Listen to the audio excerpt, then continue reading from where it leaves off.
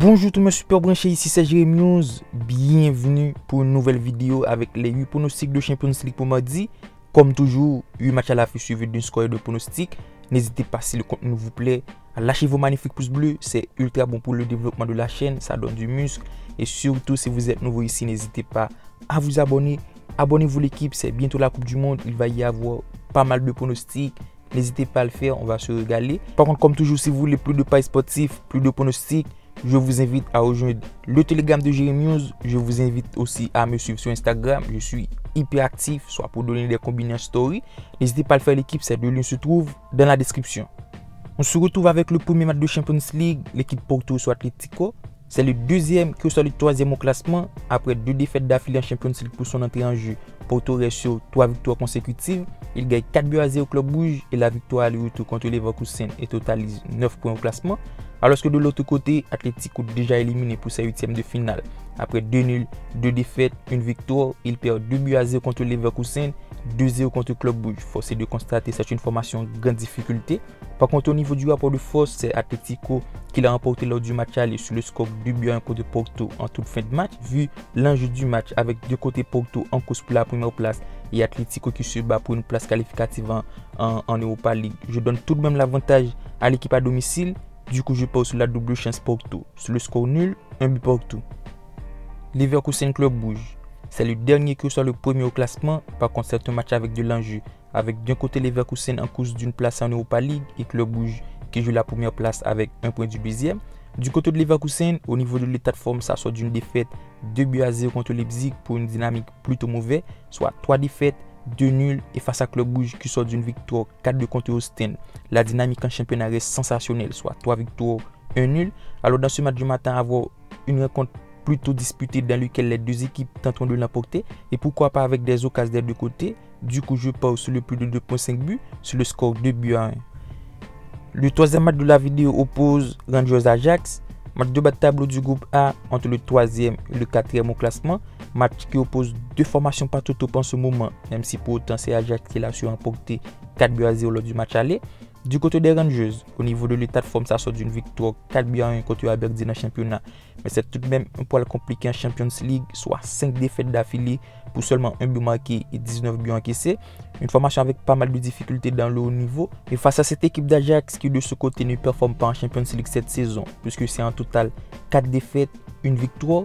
Une formation qui perd l'équilibre de son jeu après le départ d'Anthony, Lisandro Martinez et celle d'Erik ten Hag. C'est une équipe qui perd totalement ses automatismes.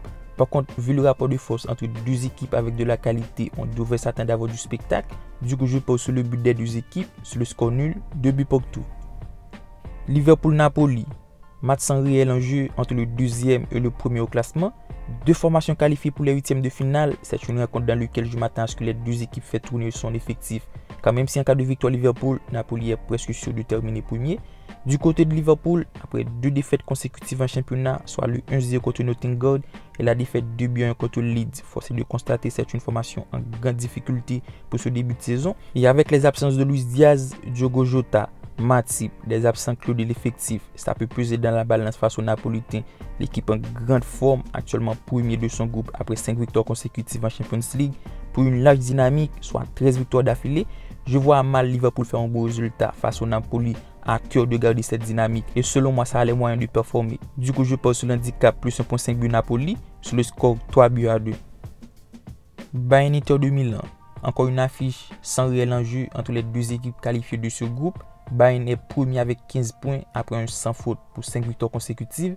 Une dynamique sensationnelle avec des victoires contre le Barça aller-retour. Et face à Inter de Milan déjà qualifié, je m'attends à une nette domination des Bavarois. Même si Inter en ce moment c'est plutôt correct pour 4 victoires consécutives, il gagne 3-0 Sampdoria, 4-0 Plzeň, 4-3 Fiorentina et la victoire 2-0 Salernitana. Par contre, vu le rapport de force des deux équipes, je donne l'avantage à l'équipe de Bayern qui pour moi reste beaucoup plus compétitif. Et même si ça peut faire tourner son effectif, je m'attends à pas mal d'occasions et ce sera pour moi le plus de 2.5 buts sur le score 3-1. Le 6e match de la vidéo oppose Plzeň-Barcelone. Match déséquilibre au classement entre le dernier et le 3e. Alors c'est un match sans réel enjeu avec Plzeň éliminé, soit 0 points pris sur 15 possibles. Et face au Barcelonais, 3e avec 4 points et bien sûr renversé en Europa League. C'est le match qu'il faut dérouler pour donner de la confiance. Il n'y a pas réel enjeu. Je m'attends à ce que Barcelone déroule ça l'effectif pour. Du coup, je pars sur la victoire de Barcelone. Plus de 2,5 buts sur le score 4-0.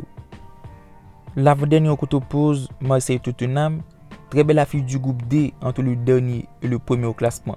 Par contre, c'est une rencontre avec un réel enjeu dans un groupe où tout est possible. Tottenham est premier avec 8 points et Marseille totalise 6 points en dernière position.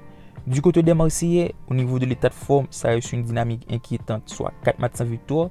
Ils perdent 1-0 contre Paris Saint-Germain, 1-0 contre Lens et la défaite 2-1 contre Francfort en Champions League.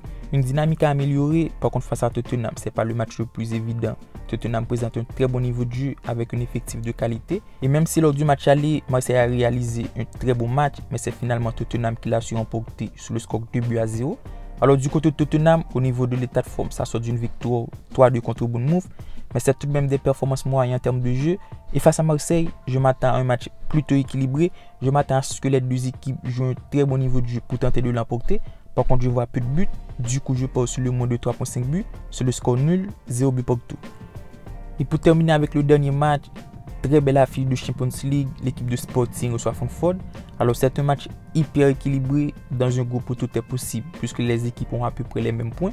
Du côté de Sporting, après 5 matchs disputés, c'est en total 7 points au classement pour un bilan 2 victoires, 1 nul, 2 défaites. Et face à Francfort, c'est similaire, ça reste sur 2 nuls, 2 victoires, 1 défaite, 2 équipes avec même unité de points au classement. Alors vu le rapport de force, on aura droit à un match hyper équilibré, même si pour autant lors du match aller, c'est Sporting qui l'a su remporter sur le score 3-0. Par contre, dans ce match du matin, un tout autre scénario, on le voit clairement, Francfort monte en puissance, ça reste très bon avec un très bon niveau de jeu et surtout la présence de Kolo Muani en attaque. Et vu le niveau de jeu des deux équipes avec de la qualité offensive, je m'attends à ce qu'il y ait pas mal de buts. Du coup, je pose sur le but des deux équipes sur le score 2-1.